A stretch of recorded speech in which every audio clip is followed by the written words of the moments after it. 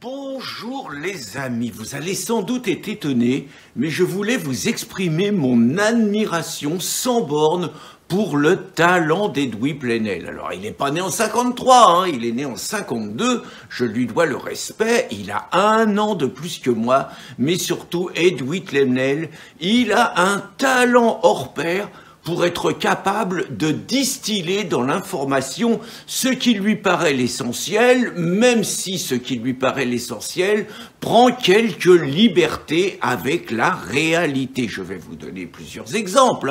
Par exemple, Edoui Plenel, hier, il a sorti un numéro spécial contre la montée inexorable de l'extrême droite en France. Et pourtant, on est dans un contexte où les gens un peu normaux, les gens qui sont pas trop endoctrinés, les gens qui seraient des vrais journalistes, c'est-à-dire plutôt que de faire de la propagande, se contenteraient de relater la réalité des faits, constaterait que nous avons vu ce week-end le gouvernement prendre des graves mesures que certains appelleront liberticides et surtout totalement illégales, visant à interdire 5 rassemblements classés à l'ultra-droite, suite aux ordres donnés par Darmanin à tous les préfets d'interdire tous les rassemblements de cette mouvance qui, paraît-il, inciterait à la haine, ne respecterait plus les lois de la République, diviserait le peuple parce qu'ils remettraient en cause l'unité du peuple, parce qu'ils disent que les musulmans, ils veulent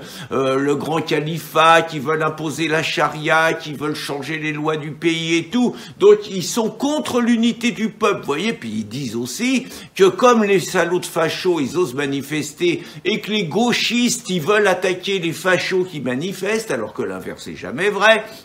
eh ben, il y a un risque de trouble à l'ordre public. Donc, vous voyez, des gens normaux diraient quand même qu'il y a une mouvance politique qu'on peut appeler l'ultra-droite et que d'autres appellent la mouvance patriotique, qui est persécutée par le pouvoir et qui est agressée par ses opposants politiques, qui pourraient dire, par exemple, que l'extrême gauche a déjà blessé 2000 policiers depuis le début de l'année, policiers et gendarmes. On pourrait dire que chaque manifestation d'extrême gauche se traduit par des heurts avec la police, par des voitures brûlées, par des vitrines cassées,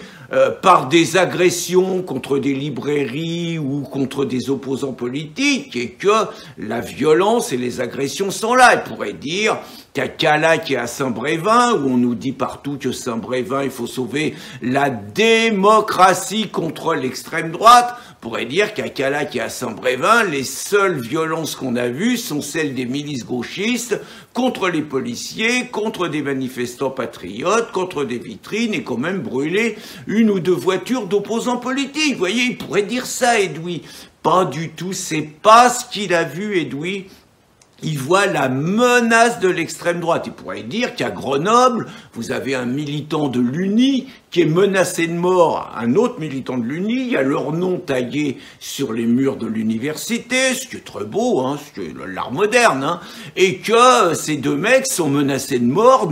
par les milices d'extrême gauche. Non, il voit pas ça, Edoui, il voit la péril fasciste, il voit la menace de l'extrême droite, et il reproche au gouvernement, qui pourtant multiplie les gages, la dissolution de générations identitaires, des zouaves, d'Alvarium, en foutant une paix totale aux Black Blocs et aux Antifa, il voit la complicité du gouvernement. C'est pour ça qu'Edoui, c'est vraiment un grand journaliste, parce qu'il considère que c'est pas les faits qui comptent, mais que c'est l'interprétation et la propagande qu'on en fait. Et je suis convaincu qu'Edoui, c'est dommage qu'il soit né en 52 et qu'il soit pas né avant, et c'est dommage qu'on n'ait pas eu Mediapart dans des grandes circonstances, parce que je suis convaincu, par exemple, qu'en 1940,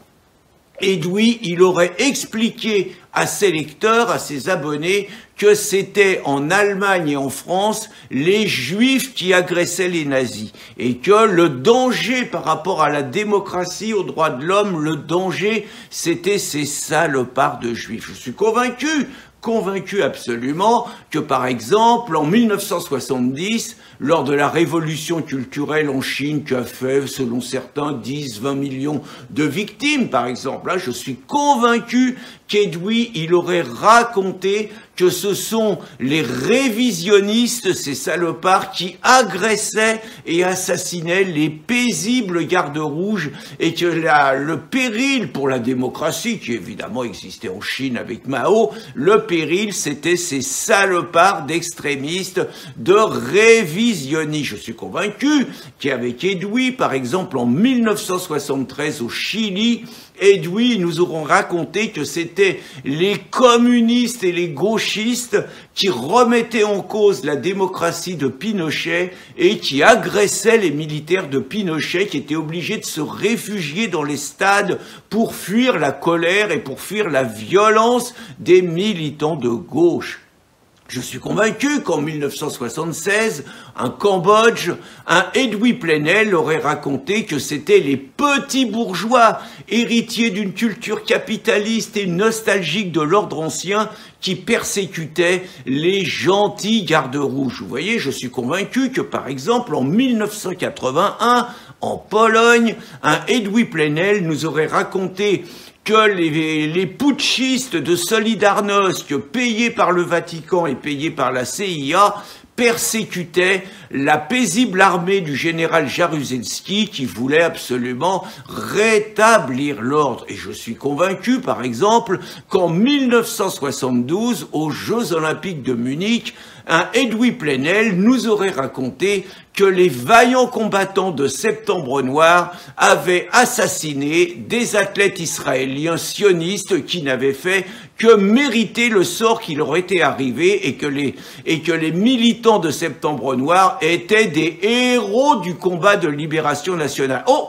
zut, ça il l'a vraiment dit mon copain Edoui. Bonne journée les amis.